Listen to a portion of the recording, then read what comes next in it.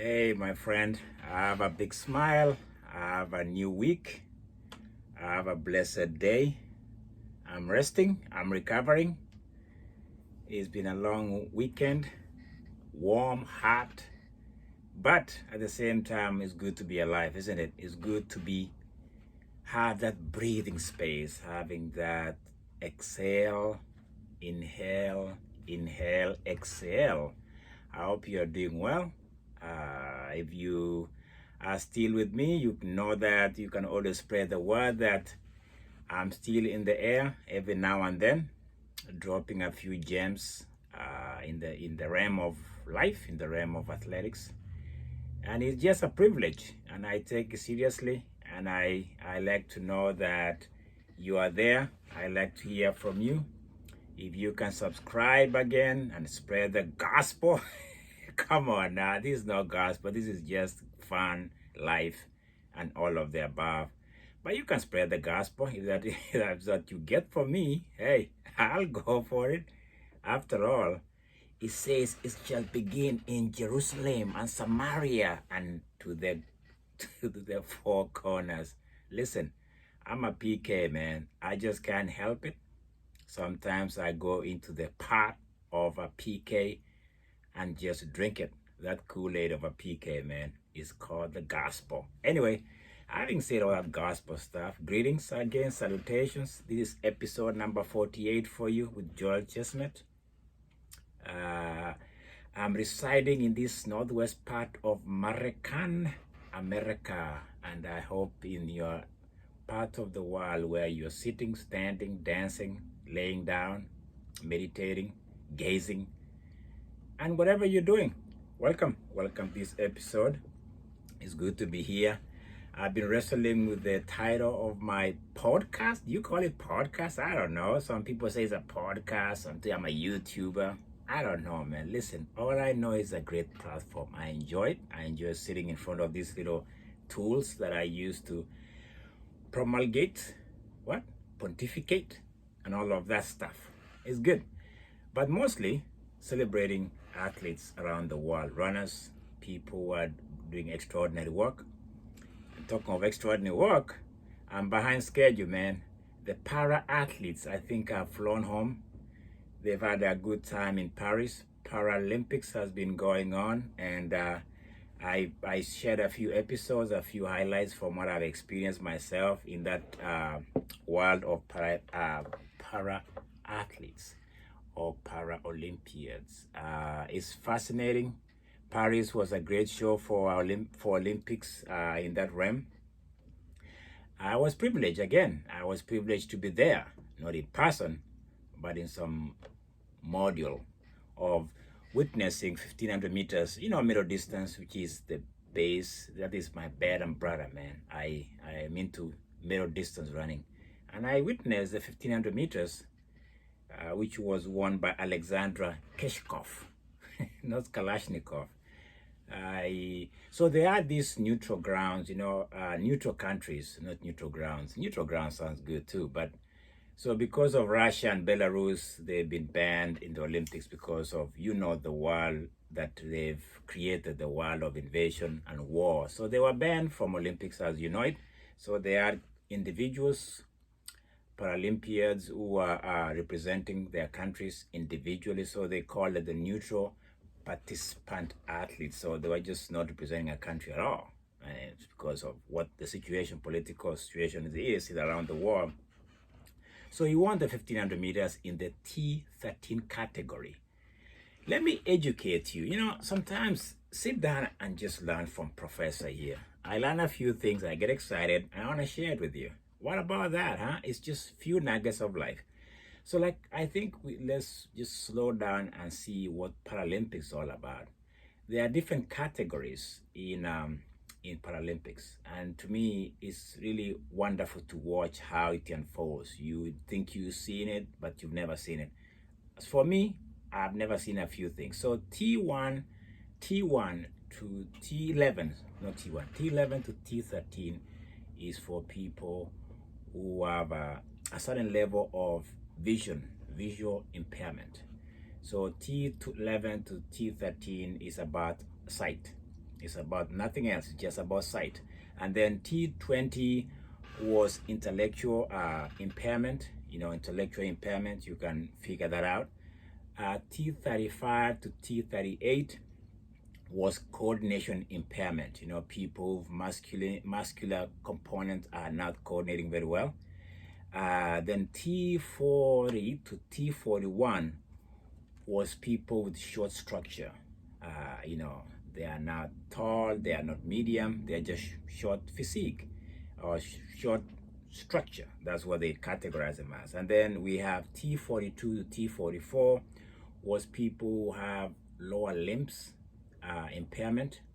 But those ones don't use prosthetics. They don't use any things that help them in the lower limbs of their body. So they have impairment in the lower parts of the body, but they don't use anything that is scientific or anything medical.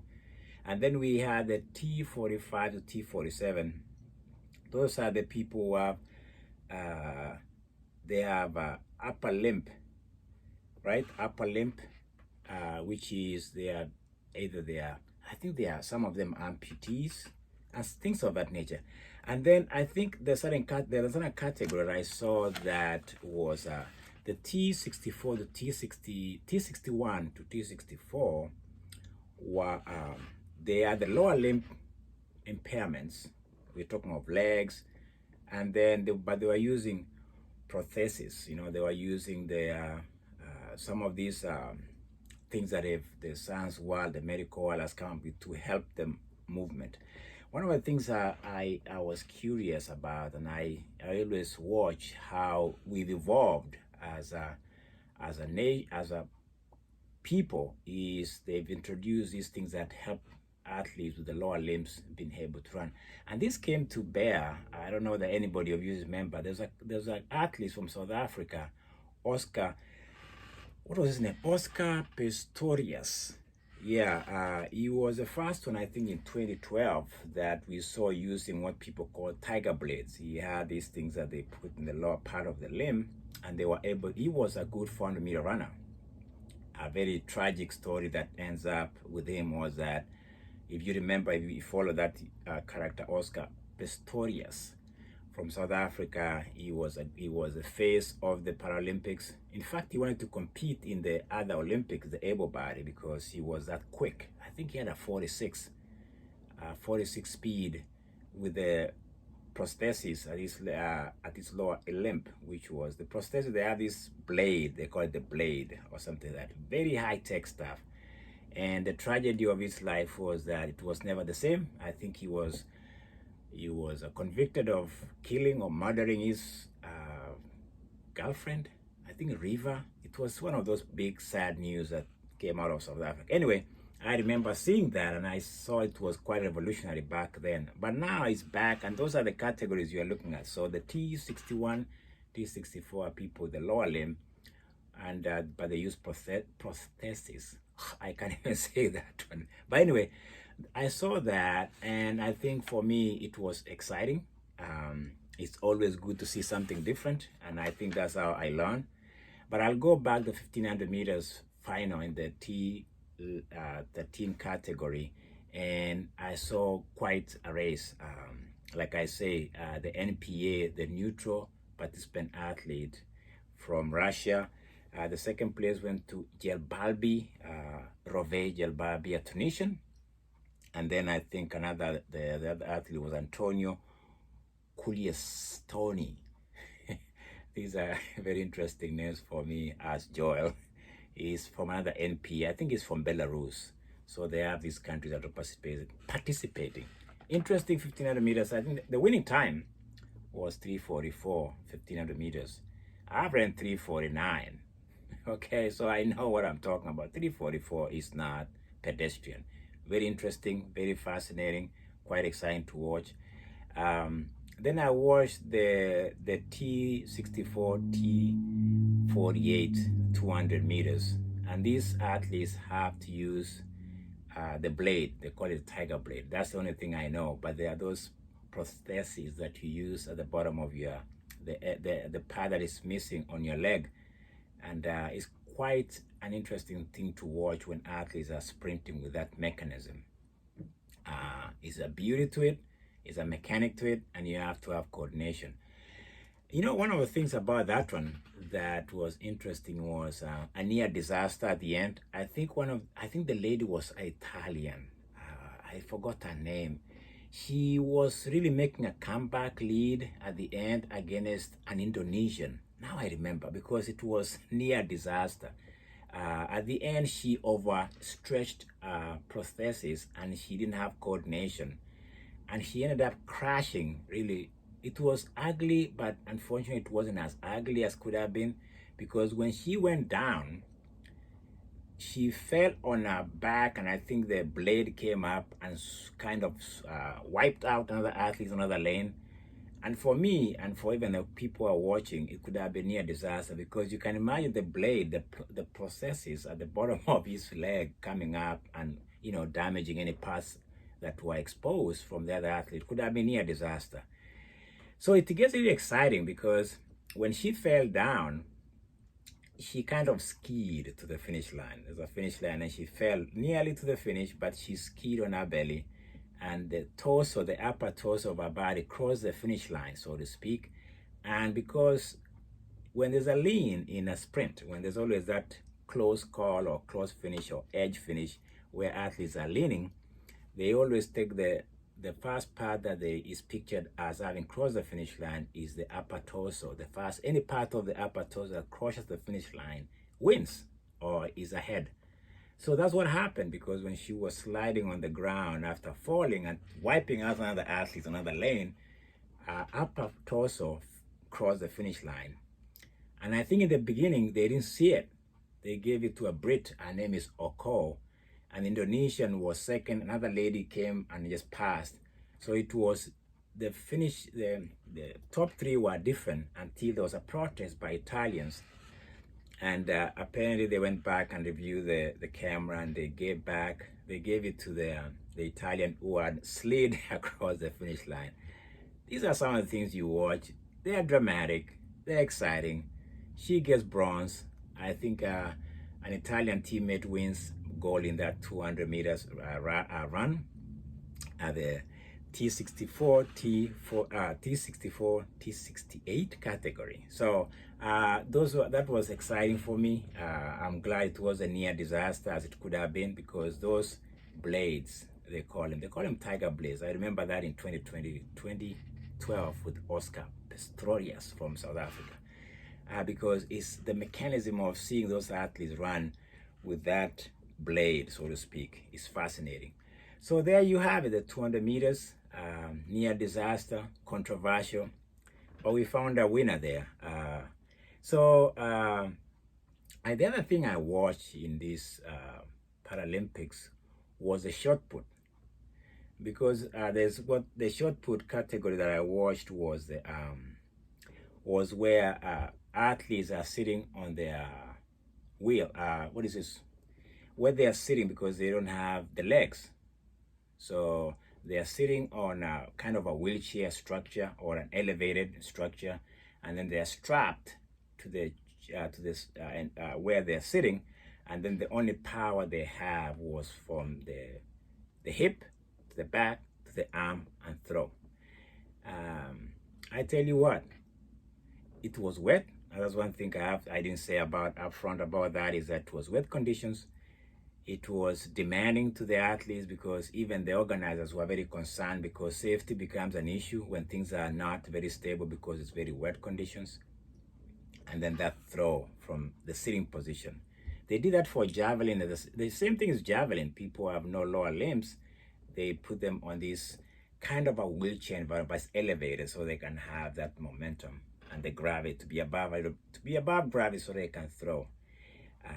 And I tell you what, so they are given 6 opportunities to throw the farthest they can, and they take the longest that you've thrown. And so they are sitting there, so they don't have to keep changing athletes from this position back and forth.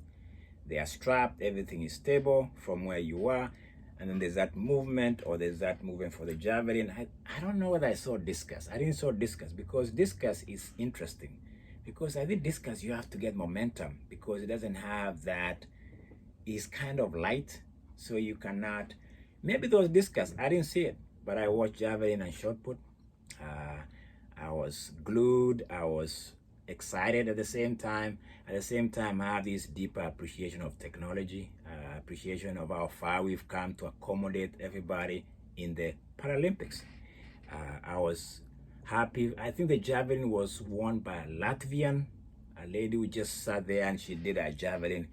I think it was about 23, 25 meters.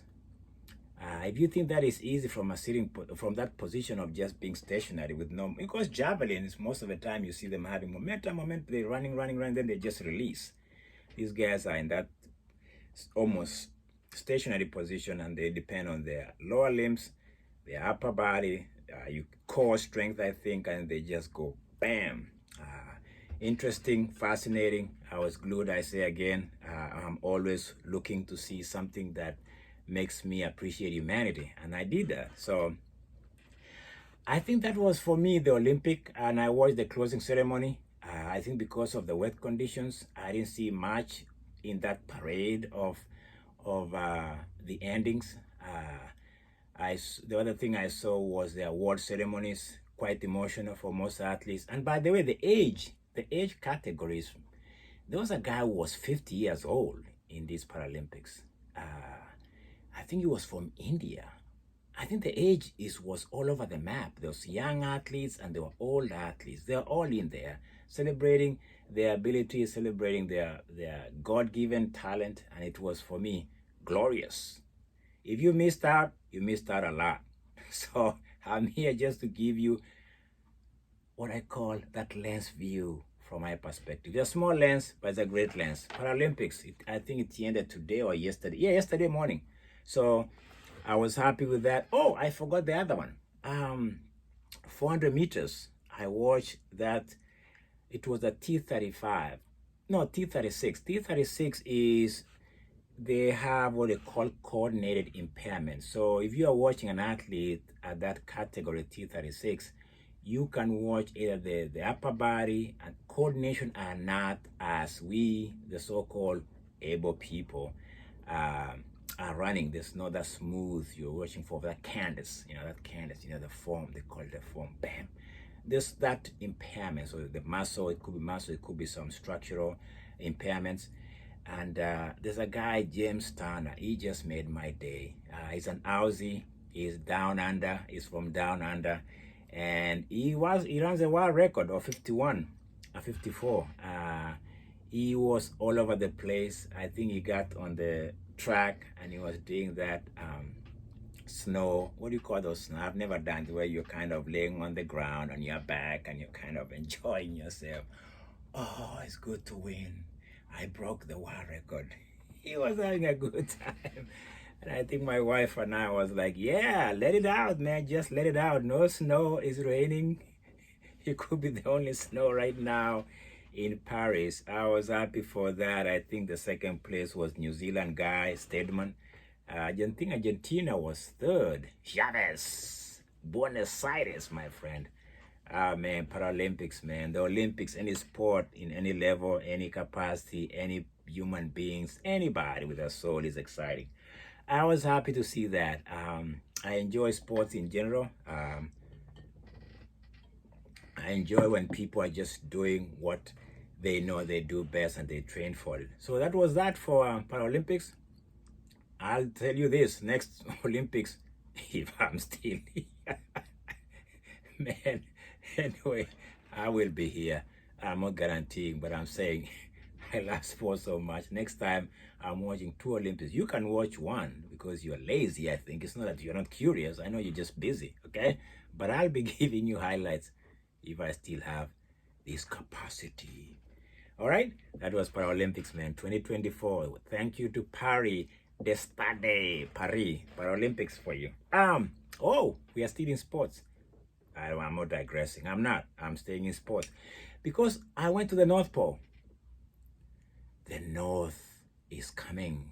Or was it winter is coming? Was Game of Thrones? Winter is coming. The Northern Kingdom. Game of Thrones. Please don't watch it without an adult supervision. I'm not promoting that Game of Thrones. I think my family, my children, everybody I knew at one point, we were submerged in Game of Thrones back in the days. The Northern Kingdom. What do you remember? Anyway, Game of Thrones. I'm not talking of Game of Thrones. I'm talking of the Great North Run. I think the Great North Run, if I remember correctly, I don't know where it's located. Is it in Scotland? Is it in UK? Hey, comments, man. You know, some of you are more knowledgeable than I, which is okay. I think I don't have monopoly of races. I don't have monopoly of runner, where everything is located. GPS right now for me is off. Okay, so the Great North Run is renowned for it's a half marathon race up in Northern Kingdom of UK. I think it's great. I think what's his name? Mo Farah won it. Bekele has won it. I think Kipchoge has done it. I think every great athlete that I think I know, if I remember correctly, have done the Great North Run. Is spectator friendly. Is a great race. I don't know how the weather was, but I was just curious about the results, and I have the results here for you. Sit down. I have the results for you. Don't look around. Look at me. I have the results. Hey, guess who won it in the ladies' side? Mary Ngugi Cooper. Do you remember that name? I gave her some love a few episodes ago. This is the Kenyan based in Nyahururu, man. A woman who was inspired. She's continued to commemorate her friend, her athlete, Agnes Tirop, and the tragedy that befell that great woman at 25. And she's set up a running club that empowers and visuals women who are going to live in a safe, educational, healthy environment with mentorship that empowers them.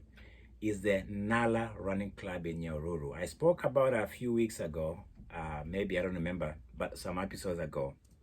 And she goes to the Northern Kingdom and delivers in the half marathon. I knew she was great, but for her to deliver on my episode a gold medal, so to speak, she wins. She won it 67.40. By the way, I'm talking of 1 hour, 7 minutes, and 40 seconds. So don't get confused when I say 67.40. Mary Ngugi Cooper wins. By the way, I think, I'm always curious where people are based. She's based in Leeds, in London, or somewhere in UK. Leeds, some parts of UK. She's married to the last name I just say, Cooper. She transverses between Kenya and in UK. She's a great ambassador for women athletes. She's a great runner. She's a great humanitarian, philanthropist. I think I have to just keep going because these women have given back to the society. And Mary Ngugi Cooper has never failed. I think she's a well-spoken woman. She exploits the media platform incredibly well.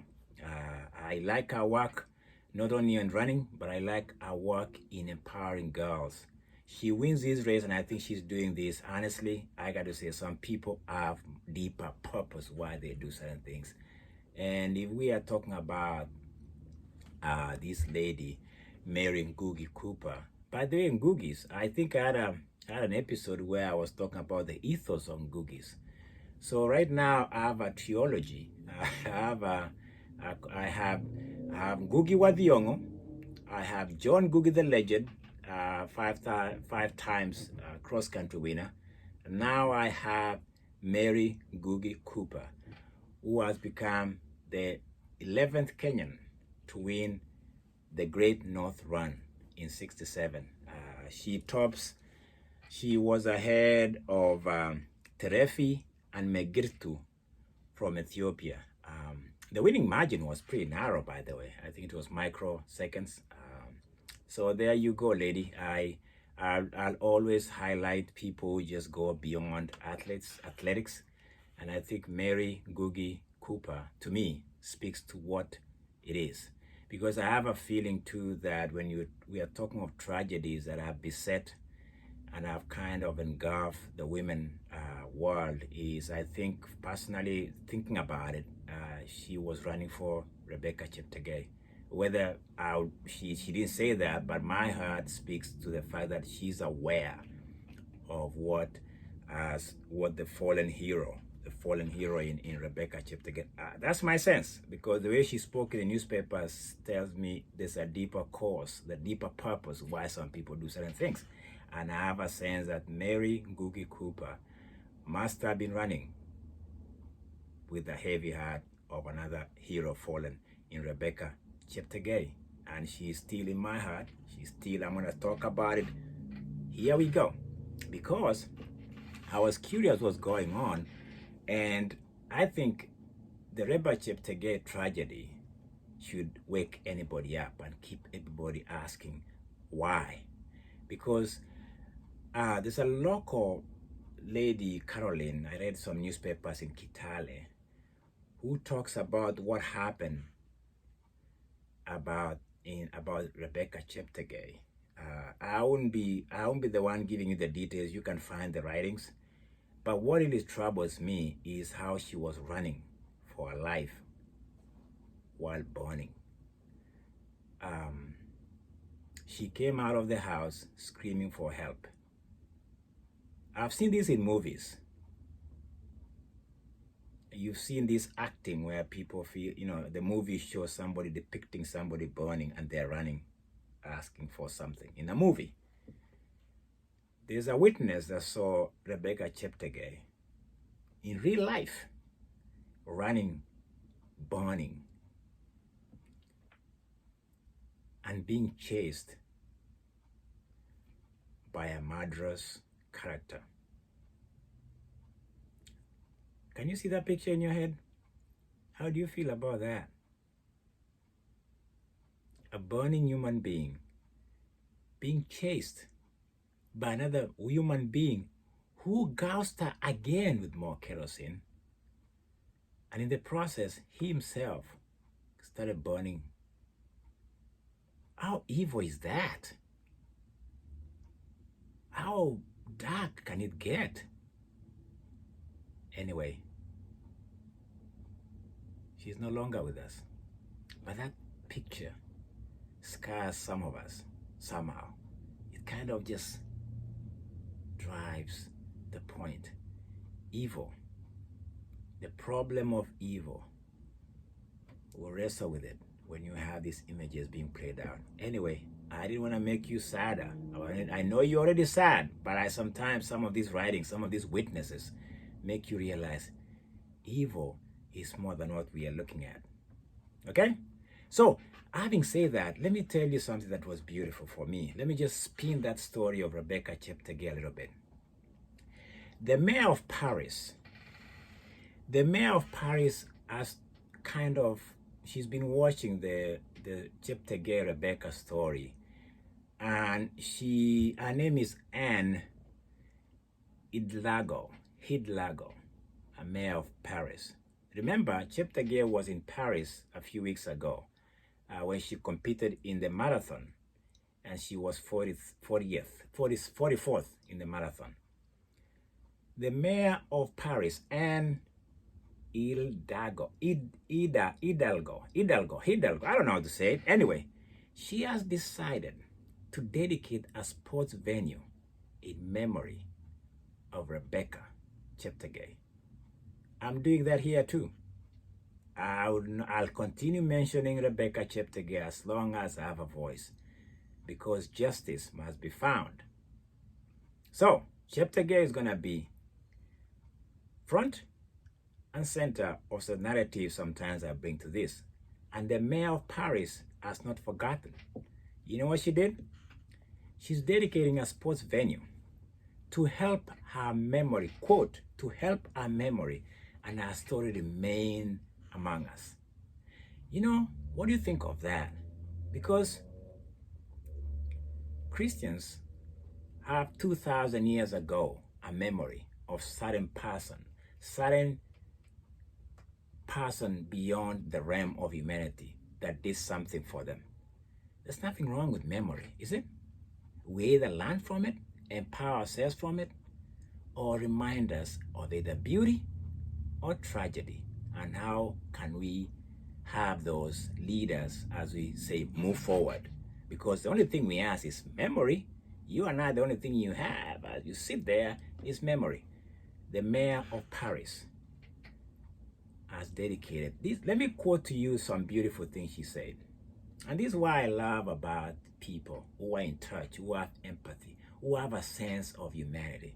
The mayor of Paris, she said this: we will dedicate, I'm quoting her, we will dedicate a sports venue to her so that our memory and our story remains among us and help us carry the message of equality, which is a message carried by the Olympic and the Paralympic Games. I repeat, we will dedicate a sports venue so that our memory and our story remains among us and help us carry the message of equality, which is a message carried by the Olympic and the Paralympic Games. I like something that she said here. I'll go back to what she said. There's something she said that just blew my mind away. The mayor said this, okay? I'm just quoting her straight. She said, we saw in Rebecca her beauty, our strength, our freedom. And it has all the likelihood that our beauty and our strength and the freedom, which were intolerable for the person who committed this heinous murder. End of quote. Paris, where I began talking about these athletes. Paris, which was the road I went from episode 1. Paris still remains the place for me that I get strength. Because when you hear the mayor of Paris saying she has Rebecca Cheptegei in her heart and she's dedicating a sports venue, we might not like the French, okay? We might not like something about them. But sometimes you have to stop and say, it's not about the French, it's about humanity.